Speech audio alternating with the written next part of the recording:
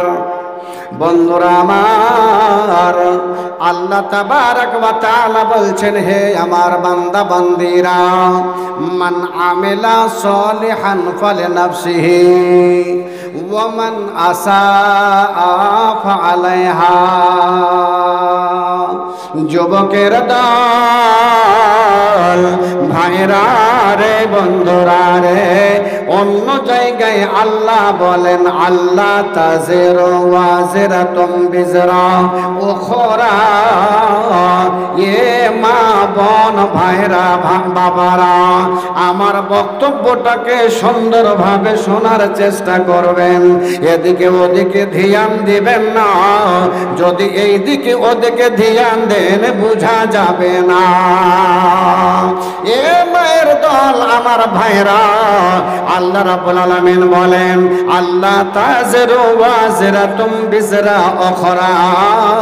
পৃথিবীর মানুষ রে, আজকে দুনিয়াতে বলেন, আখিরাতে বলেন, যেটা মানুষ দুনিয়াতে যে কাজকর্ম করবে, যেটা মানুষ যে কোনো কাজকর্ম করবে, ওই কাজকর্মটা, ওই ভুলটা, ওই দোষটা অন্যজন কেউ কাউরের বহন করবে না। আল্লাহ বলছেন, নিজের কাজের বহন নিজকে করতে হবে। কোনো ভাইয়ের কোনো কাজের জিম্মা কেউ নেবে না, কোনো ভাইয়ের বোঝ কেউ নেবে না। এ যুবকের দল, আল্লাহ ওটাই বলছেন, ওয়ামান আমিলা সলিহান ফালিনাফসিহি। ভালো যদি কেউ আমল করে রে যুবক, ভালো আমল, সৎ আমল যদি কেউ করেন রে মা বোন, আল্লাহ বলছেন ফালিনাফসিহি। এটা তোমার জীবনের জন্য, এটা তোমার নফসের জন্য, এটা তোমার কল্যাণের জন্য। আবার আল্লাহ বলছেন, ওয়ামান আসাআ ফাআলাইহা। এ যুবকের দল, কেউ যদি বুরা কাজ করো, কেউ যদি খারাপ নোংরা কাজ করো, আল্লাহ বলছেন সেটা হবে তোমার ওপরে, সেটাও চাপবে তোমার ওপরে, সেটাও হবে তোমার জীবনের জন্য, সেটাও হবে তোমার নফসের জন্য। খারাপ করবি রে যুবক, এটা কেউ ভাগ নেবে না। ভালো করবি রে যুবক, এইটাও কেউ ভাগ দেবে না। যে যেটা কর্ম করবে, আল্লাহ বলছে তার বোঝ তাকে নিতে হবে, অন্যজনে বহন করবে না, অন্যজন কেউ মাথায় নেবে না।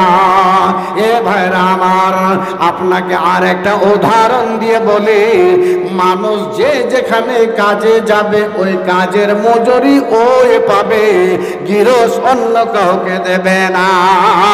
যে মজুরি যেখানে কাজ, যে মজদুর যেখানে কাজ করবে, ওই মজদুরকেই টাকা দেবে, তার ফল দেবে, অন্যজনকে দেবে না। কিন্তু ভাইয়া, আর একটা কথা আপনাকে বলি, শোনেন। চোর আপনারা দেখেছেন, জেলখানা দেখেছেন। জেলখানা যদি দেখে থাকেন, জেলখানা যদি গিয়ে থাকেন, তাহলে দেখিয়েন ওখান করে আমার মতন দাড়িওয়ালা, টুপিওয়ালা, আল্লাহওয়ালা, ভালো কাজ করনেওয়ালা মানুষ খুব কম আছে রে যুবক। ওই জেলখানায় গিয়ে দেখতে গেলে দেখা যাবে ওখান করে বেশিরভাগই শয়তান টাইপের লোক, বদমাস টাইপের লোক, গুন্ডা টাইপের লোক, ওখান করে চোরের মতো, বাটপারের মতো, পাকিট মারের মতো লোক পাওয়া যায়। ওখান করে ভালো লোক পাওয়া যাবে না। ও কি করেছে? ওর আমল খারাপ আমল আছে, ভালো আমল নাই। ভালো আমল না থাকার কারণে ওখানে গেছে। জি, আমি কয়েকবার গেছি, দেখেছি। আল্লাহু আকবার। ভালো লোকের চেহারা দেখা যায় না ওখানে। কিন্তু ভাই, ওই জেলখানাতে যে গিয়েছে, ওই জেলখানাওয়ালা বুঝতে পেরেছে, হায় হায় হায়, এটা ভালো জায়গা না, এটা আরামের জায়গা নয়, এই জায়গাটা হলো কষ্টের জায়গা। আর ওই কষ্টের জায়গা যারা খারাপ আমল করেছে তারাই জেলখানায় গিয়েছে। কিন্তু এ বাপ, আজকে ভালো আমল না করলে আল্লাহ রাব্বুল আলামিন ওই সব মানুষদের জন্য একটা আবার খারাপ জায়গা রেখেছে, সেটা হলো জেলখানা, জাহান্নাম। ওই জাহান্নামের ভিতরে তখন যেতে হবে। তাহলে আপনাকে আমি কি বলছিলাম, রোজা কিসের জন্য এলো? এই যেমন ভাবে ঘড়িটাকে ভালো করে 6 মাস 9 মাস 11 মাস আর গ্যারেন্টি দিয়ে দিলে, আল্লাহ রাব্বুল আলামিন এই রোজাটা দিয়ে মুমিন ব্যক্তি মুসলমানদের কি করে, আল্লাহ এই দিলের ভিতরে একটা জিনিস মানে ওয়ারিং করার জন্য, ভালো করে সার্ভিস করে দেওয়ার জন্য রোজাটা দিলেন। রোজার মাসে ভালোভাবে আমল করে ভিতর থেকে যেটা ক্যাচড়া আছে, এই ক্যাচড়াটাকে, এই নোংরা জিনিসটাকে যদি বের করে দেয়, বিভিন্ন রকমের আমল করে সার্ভিস দিয়ে দেয়, তাহলে আল্লাহ রাব্বুল আলামিনের নেক বান্দা এই 11টা মাস আর খারাপ কাজ করবে না। আল্লাহ তার গ্যারেন্টি দিয়ে দিয়েছে যে আমার বান্দা এরা 11 মাস আর কিছু মানে খারাপ কাজে যাবে না, এরা ভালো কাজ তখন করবে। ভাইজান, একটা হাদিস আপনাদের সম্মুখে বলি। আল্লাহর নবী জনাবে মুহাম্মদুর রাসূলুল্লাহ সাল্লাল্লাহু আলাইহি ওয়াসাল্লাম বলছেন, কি বলছেন? হাদিসে কুদসি, এটা হাদিসে কুদসিতে আল্লাহ রাব্বুল আলামিন রাসূল বলেছেন, কিন্তু কথাটা হলো আল্লাহ। আল্লাহ কি বলছেন শুনেন, আমার বান্দার দল, ভবিষ্যতের কথা তোমরা কেউ কোনদিন এ রমজানুল মুবারক মাসটাকে এরকম মনে করো না যে এটা নেকির দিক দিয়ে একেবারে কম, বলেন না।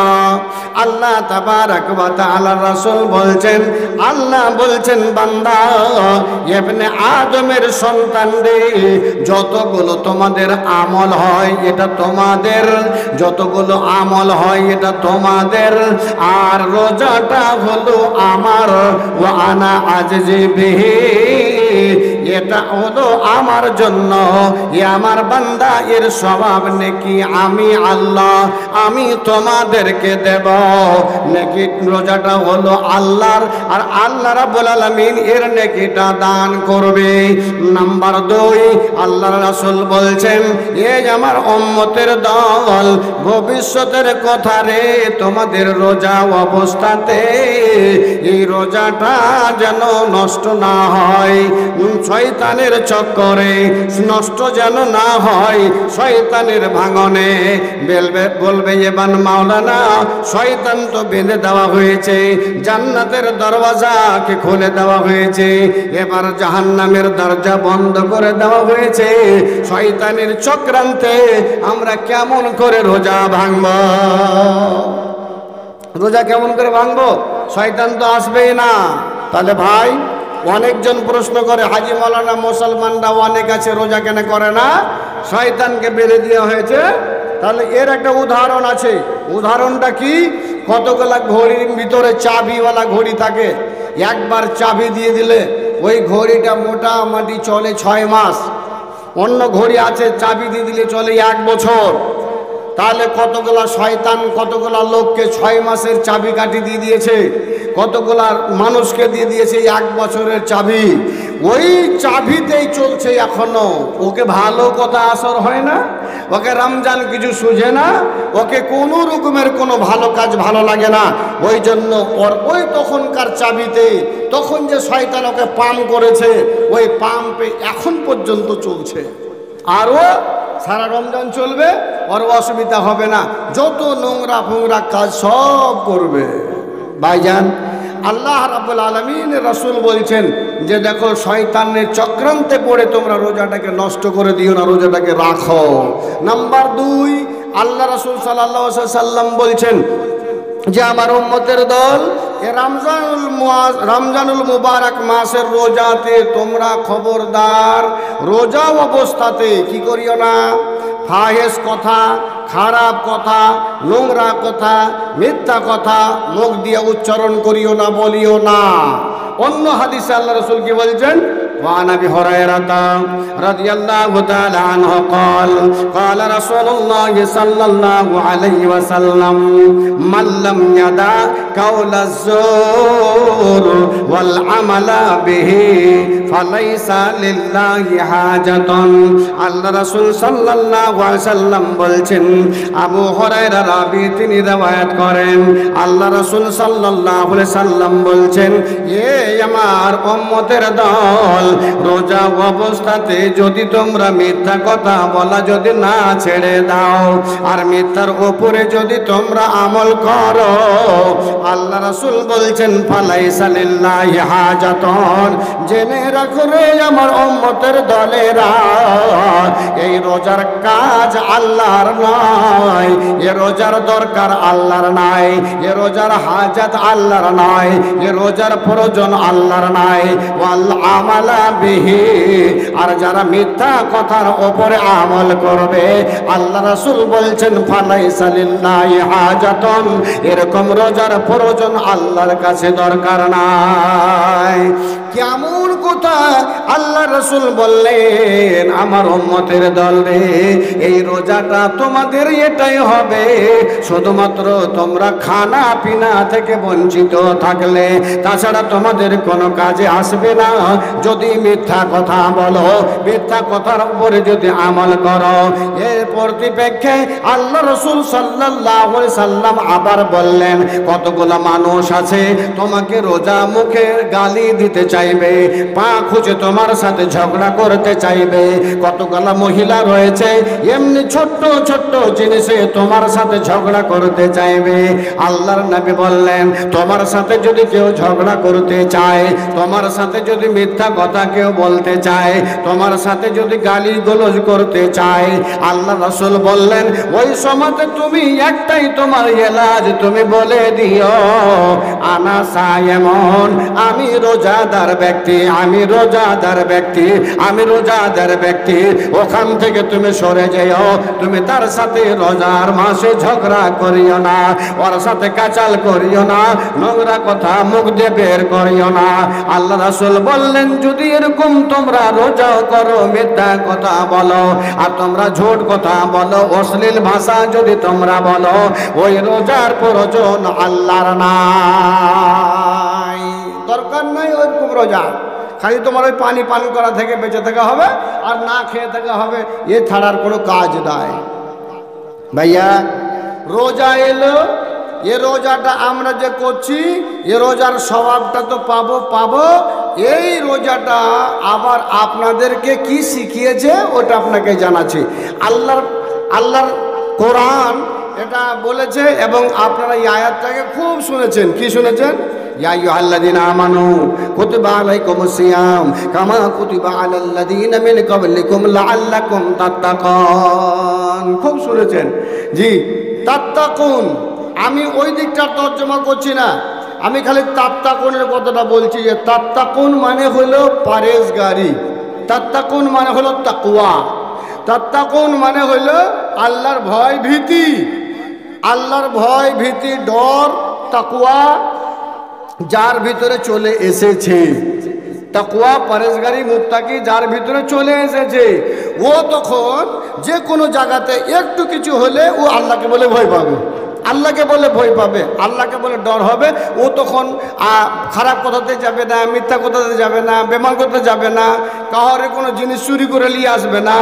জি ভাই, রমজান মাসে কতগুলো লোক চুরি করে না, কারে শাক চুরি করলে আসে না, কারে পটল চুরি করলে আনে না, অনেকটা অভ্যাস আছে, কেউ শাক চুরি করলে চলে আসবে, খুব লকপক করে শাকটি উঠেছে, হ্যাঁ, আর উড়িয়া পুড়িয়া দিয়ে মানুষ করেছে, কার নজরে লেগে গেছে খুব শাকটি ভালো আছে, বলছে আজ রোজাটা খুব মজা করে ধরবো। জি, আর সন্ধ্যাখানে যে আর পটপট করে চেটিয়ে আদরে উঠেছে এলো, রোটা দিয়ে রোজা ধরবো, সাহারি ওটা দিয়ে খাবে। আচ্ছা বলেন আপনারা, ওই শাক দিয়ে যদি সাহারি খায় রোজা হবে? হ্যাঁ, এখন কতগুলা লোকের ভাই এরকম আছে, ছুটির গাছে এমন হয়ে ছুটি ধরেছে, সাজনা ধরেছে, ঝুলে পড়ে গেছে, আর কোনখান দিয়ে আসছে না, কইছে যে সরকারি তো কিনতে পারলো না, সবজি টবজি নাই বাড়িতে, তো একটু নিয়ে এলি আর অমনি হাত দিয়ে পড়বো কাছে ছিঁড়লে চলে এলো। নিয়ে আসার পরে ওটা দিয়ে ও সাহারি খাবে। বলেন ওর সাহারি চলবে? ওর সাহারি মোহাম্মদ ইসমাইল 5000। একটু থামেন, এটা থাকছে আমার হাতে। তো তাকওয়া জিনিসটা যখন চলে আসবে রমজানুল মুবারক মাসে, তখন কিন্তু বান্দারা আর ওই ছুটি পড়তে যাবে না, বাগুন গাড়ি তুলতে যাবে না, শাক উঠাতে যাবে না, ও ভয় পাবে। আল্লাহ, এটা তো অন্যজনের সাজ, এটা তো অন্যজনের মানে সাজ না, কেমন করে পারবো তাকওয়া। তারপরে বেমান কথা বলতে যাবে না, ঝুট কথা বলতে যাবে না, চট করে ওকে হয়ে যাবে এটা তো রোজার মাস, আমাকে বলতে হয় না, ওর ইয়াদ চলে আসবে। বারা তাকওয়া কেমন জিনিস একটা উদাহরণ দিচ্ছি। এই মা, ভালো করে কথাটা শুনিও। এটা আল্লাহ রাসূল সাল্লাল্লাহু আলাইহি ওয়াসাল্লামের সাহাবা হযরত উমর ফারুক রাদিয়াল্লাহু তাআলা আনহু যখন খলিফা হয়েছিলেন, তো উমর শুনলে আমরা মনে ভাবি হ্যাঁ আমাদের মতন একটা উমর, জি বেঈমান শয়তান, হ্যাঁ আমাদের মতো এরকম একটা লোক মনে হয়। আল্লাহু আকবার, এরকম না। হযরত উমরের কথা যেখান করে মানে আলোচনা হয়ে গেছে, ওখানে লোকজন আর থাকতে সাহস পায়নি, আসছে ওমর, লোকজন ওখান থেকে সরতে শুরু করেছে। এমনকি হাদিসে এসেছে ওমর যে রাস্তাটা ধরে যেত ওই রাস্তাটাতে শয়তান যেতে ভয় পেত। এত বড় ক্ষমতা তার। আল্লাহু আকবার, এত রাগী, এত মাস্তান। আল্লাহু আকবার। এমনকি জানেন ইসলাম যখন মানে আস্তে আস্তে আস্তে আস্তে ধাপে ধাপে ধাপে উঠছে, ওই মুহূর্তে হযরতে ওমর যখন ইসলাম কবুল করে, তার 1 মিনিট, তার 5 মিনিট, তার 10 মিনিট আগে মসজিদে একটা জোরে করে আজান হবে, এরকম ব্যবস্থা ছিল না। কেমন ব্যবস্থা ছিল যুবক? আজান হলে খুব ধীরে ধীরে আজান হওয়ার পরে নামাজ হতো। আর যেই দিন হযরত উমর ইসলাম কবুল করলেন, ওই দিন থেকে একবারে শুরু হয়ে গেল, এই জোরে আজান দে ধরে, কোন মায়ের লাল আসছে দেখি। আল্লাহু আকবার। এরকম ছিল উমর, মানে আসতে আর সাহস কে পাবে? ভাইটাল যুবক দাঁড় হয়ে গেল আর আজান জোরে শুরু হয়ে গেল। ওই উমর যখন খলিফা হইলেন, খলিফা হওয়ার পরে আল্লাহু আকবার, বড় বড় মুহাদ্দিসরা বলছে যে হযরত ওমর আর ঘুমাইতেন না। কি করতেন ওমর? রাতের বেলা, যুবক রে পয়সা হলে জান্নাত পাওয়া যাবে না, যুবক রে বড় অট্টালিকা বাড়ি তৈরি করে যুবক জান্নাত পাওয়া যাবে না, আল্লাহকে রাজি করা যাবে না। কিন্তু যুবকের মতো যদি যুবক হওয়া যায় আর জওয়ানি যদি আল্লাহর ইবাদতে কেটে যায়, আল্লাহর কসম বলছে, কুঁড়ে ঘরওয়ালা, ওরে লকড়ির ঘরওয়ালা, ওরে খেড়ের ঘরওয়ালা, এই ঘরওয়ালা আল্লাহর জান্নাতের হকদার হয়ে যাবে। আল্লাহর রাসূল সাল্লাল্লাহু আলাইহি ওয়াসাল্লাম বলছেন, এরে গরিবের দল, এ আমার গরিব বান্দা বান্দিরা, তোরা ভয় পাস না, তোরা ডর করিস না, তোদের কোনো চিন্তা নাই, তোদের কোনো ভয় নাই। তোরা একটা তোদের জওয়ানিটাকে, তোদের যুবকটাকে একটু ইবাদতে কাটাও, সাবুন নাসা ফি ইবাদাতিল্লাহ।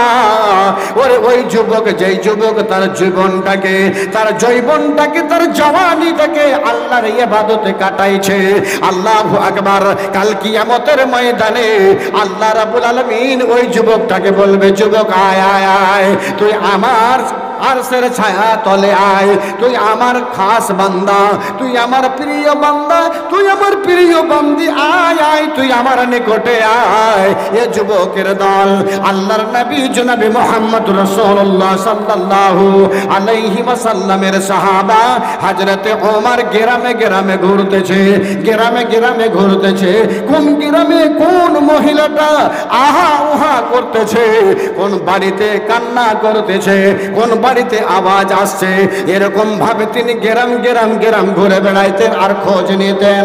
আমার ভাইরা রে, আল্লাহর নবীর সাহাবা হযরতে উমর ফারুক রাদিয়াল্লাহু তাআলা আনহু একটা গ্রামে ঘুরে বেড়াইছেন, আর একটা বাড়িতে দেখা গেল টিম টিম টিম টিম করে চেরাগ জ্বলছে।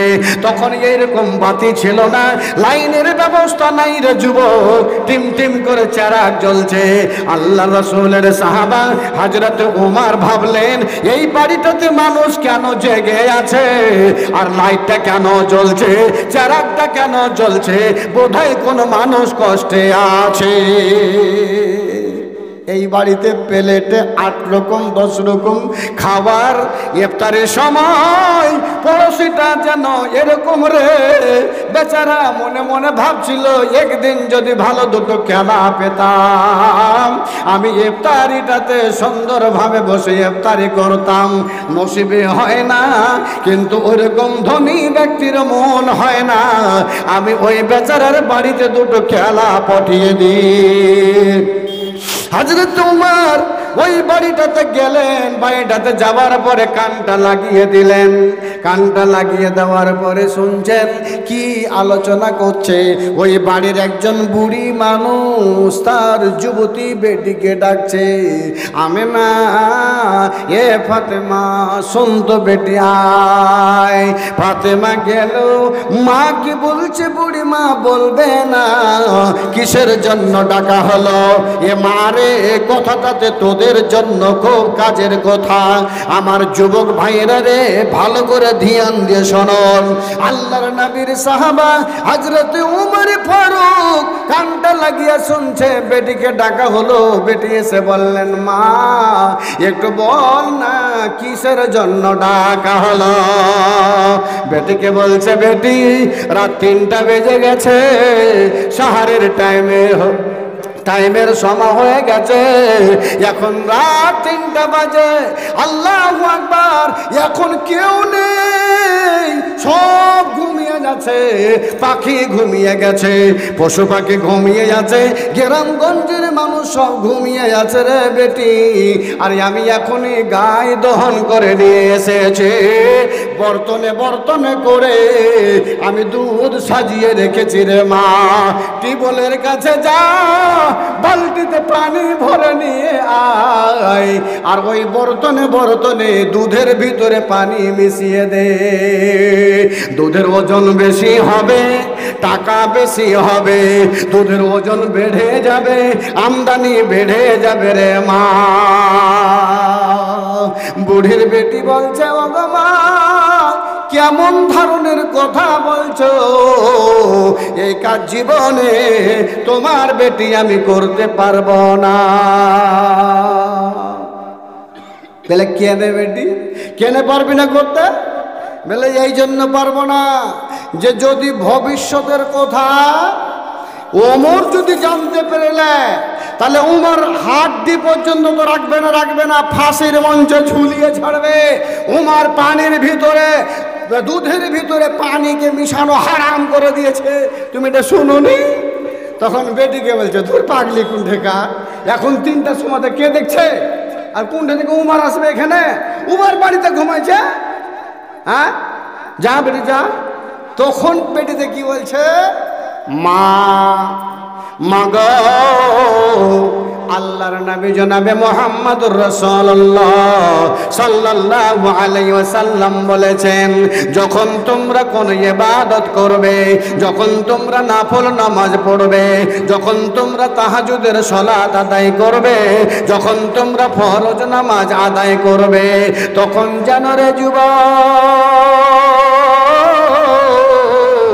তোমাদের দিলটা এরকম যেন হয় স্বয়ং আমার মহান আল্লাহকে আমি দেখছি।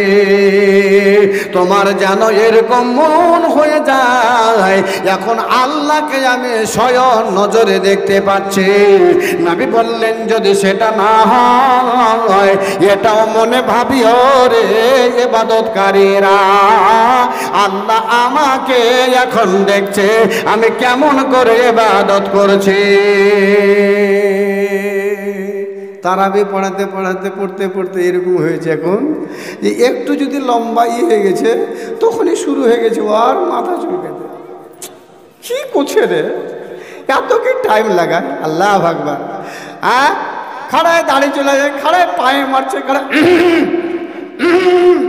করছে, মানে ও হুসেল দিচ্ছে ইমাম সাহেবকে।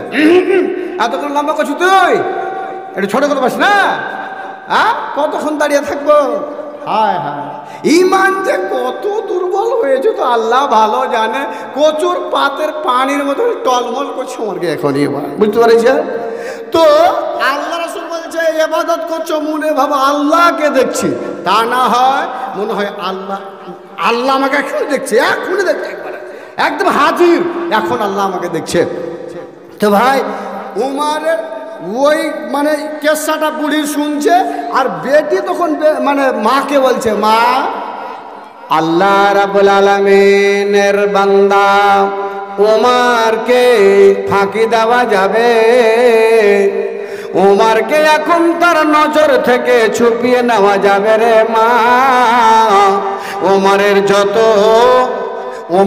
যত মিলিটারি আছে, উমারের যত এখনকার এই পুলিশ যত আছে, পুলিশকে ফাঁকি দেওয়া যাবে, তার ফোর্সকে ফাঁকি দেওয়া যাবে, তার গার্ডকে ফাঁকি দেওয়া যাবে, উমারকেও ফাঁকি দেওয়া যাবে, কিন্তু মারে ওই আল্লাহ, যে আল্লাহ রাব্বুল আলামিন বলে ওয়াল্লাহু সামিউম বাসীর, আমার বান্দার দল সেহরি কেমন করে খাও, ইফতারিতে কেমন করে বসো, কখন তুমি বসো, ইফতারিতে কি বলো, কোন দুয়া তুমি আমার কাছে চাও, আমি সব তোমাদের শুনি, এবং কেমন হয়ে তুমি বসেছো আমার বান্দা বান্দিরা রে, সেটাও আমি দেখতে পাই। যে আল্লাহ সারা পৃথিবীকে দেখে, যে আল্লাহ রাব্বুল আলামিন সারা পৃথিবীর মানুষকে দেখে, কেমন করে ইফতার করে, কেমন করে সাহারি খায়, কে কোথায় কোরআন পড়ে, লাইলাতুল কাদরের রাতে কে কোন জায়গায় পড়ে কান্দাকাটি করে, সব আল্লাহ রাব্বুল আলামিন দেখে। যুবকের দল রে, আমার ভাইরা রে, ওই বেটিতে বলছে ওগো মা সবকে ফাঁকি দেওয়া যাবে, কিন্তু মহান আল্লাহ রাব্বুল আলামিনকে কোনো সময় ফাঁকি দেওয়া যাবে না মারে।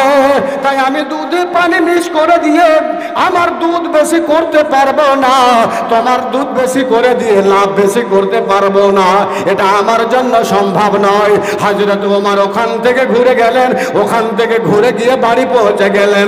বাড়ি পৌঁছে যাওয়ার পরে ওর ছেলে সন্তান যুবক একজন বেটাকে বলছে, বেটা রে আব্দুল্লাহ তুই আমার নিকটে আয়, বেটা তুই আমার পাশে আয়। পাশে যখন এলো তখন বেটাকে বলছে, যুবক এ আমার সন্তান, আমি তোর পিতা, আমার বয়স হয়ে গেছে রে ছেলে, না হলে আমি এমন একজন মেয়েকে দেখে এলাম, এমন একজন মেয়েকে দেখে এলাম, যেই মেয়েটার চরিত্র এত সুন্দর, যে মেয়েটার ভেতরে তাকওয়া বলে জিনিস আমি পেলাম, যে মেয়েটার ভেতরে দিন বলে একটা জিনিস পেলাম। আমার বয়স না হলে বেটা আমি ওটাকে তোর মা আমি করে তাকে বিয়ে করে বাড়িতে আনতাম, কিন্তু বেটা আমার বয়সের কারণে বলছি আমি তাকে বিয়ে না করে আমি তোমাকে বলছি বেটা সেজে যাও, ওই মেয়েটাকে বৌমা করে অর্থাৎ তোমার স্ত্রী বানিয়ে আজকে বাড়িতে নিয়ে আসবো রে বেটা। আল্লাহর নবীর সাহাবা হযরতে ওমর নিজের সন্তানকে নিয়ে যাওয়ার পরে ওই বুড়ির পেটিকে বৌমা বানিয়ে নিজের বাড়িতে আনলেন। একবার বলে দেন সুবহানাল্লাহ। কেন আনলেন? এ যুবক ওই মেয়েটার রং দেখিনি, ওই মেয়েটার ঢং দেখেনি, মেয়েটার বাড়ি দেখেনি, টাকা দেখেনি, পয়সা দেখেনি, এটা দেখেছিল ওই মেয়েটার অন্তরের ভিতরে তাকওয়া কতটা রয়েছে। তাকওয়া দেখার পরে ওই মেয়েটাকে বৌমা বানিয়েছে। এখনকার মানুষেরা তাকওয়া আর দেখে না, আসল যেটা জিনিস সেটা আর দেখে না, নকল জিনিস যতগুলো সব দেখে রে যুবক, আসল জিনিসটা দেখে না। মেয়েটা নামাজে কিনা, মেয়েটা পরহেজগার কিনা, মেয়েটার ভিতরে তাকওয়া ঈমান আছে কিনা সেটা আর দেখে না, দেখে টাকা আছে কিনা, বাড়িটা সুন্দর কিনা, এর বাপ আমাকে কিছু দিতে পারবে কিনা, আমি তো ইন্টারন্যাশনাল ফকিরের বাচ্চা, আমার ঝোলা ভরতে পারবে কি পারবে না, এটা শুধুমাত্র দেখে। কিন্তু তাকওয়া পরহেজগারি দেখে, ইমানদারিনী মেয়ে দেখে একটাও বৌমা কেউ আনতে চায় না।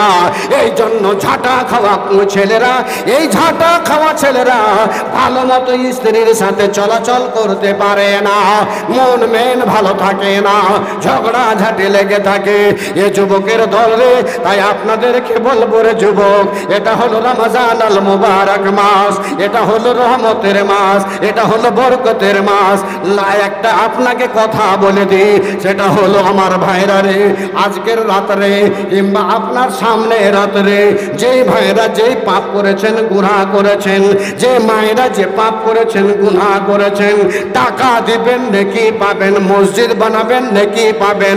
যতদিন মসজিদ থাকবে রে যুবকের দল, আল্লাহর কসম বলে যাচ্ছে মাওলানা আজিজুর রহমান, আপনি ওই কিয়ামত পর্যন্ত যতদিন মসজিদ কায়েম রয়েছে, নেকির অংশীদার আপনি, সাদকায়ে জারিয়া এটা আপনার নষ্ট হয়ে যাবে না।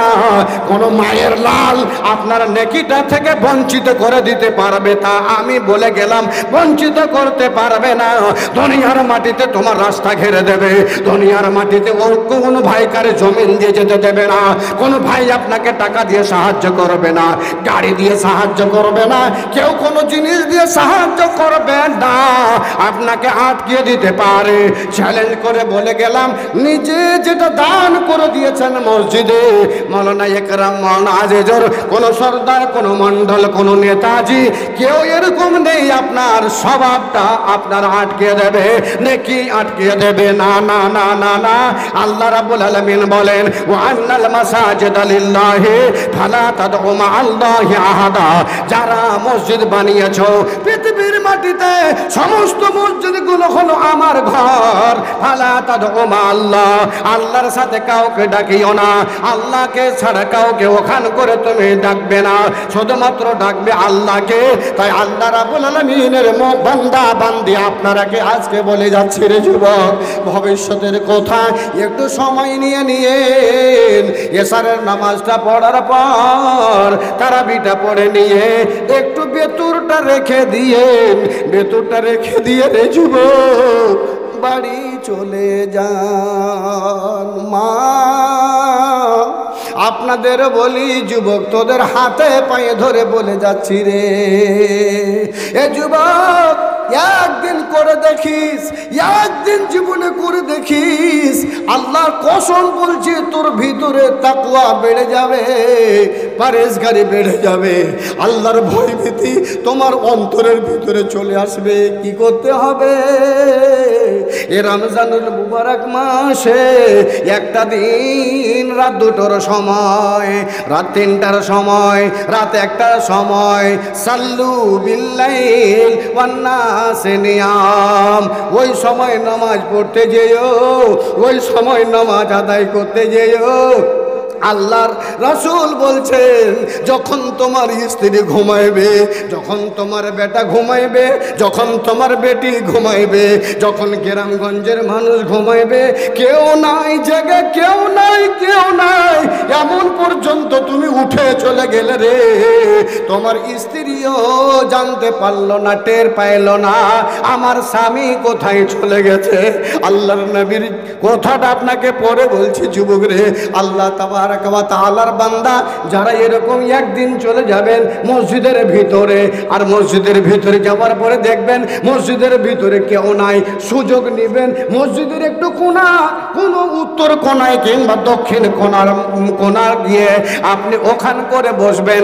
লাইটটা যদি জ্বলে লাইটটাকে অফ করে দিয়েন, লাইটটাকে অফ করে দিয়ে উজু করে ঢুকবেন যখন, ওই সময় গিয়ে আপনি 2 রাকাত আল্লাহর বান্দারে লম্বা কিয়াম করে, মান কামা লাইলাতুল কদরে ঈমানান ওয়া ইহতিসাবান গুফিরা লাহু মা তাকাদ্দামা মিন যামবিহি।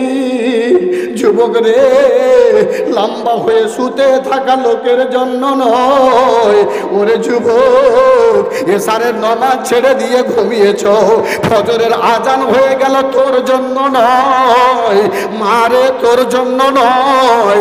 আল্লাহর রাসূল বললেন, মান মা লাইলাতুল কদর, লাইলাতুল কদরের রাতে, লাইলাতুল কদরের রাতে কোন একজন বান্দা লম্বা করে কিয়াম করছে রে।